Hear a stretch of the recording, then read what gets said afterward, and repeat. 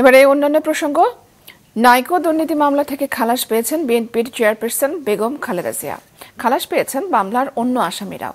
ঢাকার বিশেষ জজ আদালত 4-এর বিচারক রবিউল আলম আজ এই রায় দেন। মামলার পর্যবেক্ষণে আদালত বলেছে মামলাটি ছিল রাজনৈতিক হয়রানিমূলক। খালাস পাওয়া অপর আসামিরা হলেন বিএনপির ভারপ্রাপ্ত চেয়ারপারসন তারেক রহমানের ঘনিষ্ঠ বন্ধু গিয়াসউদ্দিন আল মামুন, জ্বালানি মন্ত্রণালয়ের সাবেক ভারপ্রাপ্ত সচিব খন্দকার শহীদুল ইসলাম, ঢাকা প্রেস ক্লাবের সাবেক সভাপতি সেলিম ভূঁইয়া, সাবেক সিনিয়র সহকারী সচিব CM ইউসুফ হোসেন, সাবেক মুখ্য সচিব কামাল উদ্দিন সিদ্দিকী, বাপেক্সের সাবেক MD মীর মইনুল হক ও নাইকো বাংলাদেশের সাবেক প্রেসিডেন্ট কাশেম শরীফ। কানাডার কোম্পানি নাইকোর সঙ্গে অস্বচ্ছ চুক্তির মাধ্যমে রাষ্ট্রের 13,777 কোটি টাকার ক্ষতি সাধন এবং দুর্নীতির অভিযোগে 2007 সালের 9 ডিসেম্বর মামলাটি করে দুদক।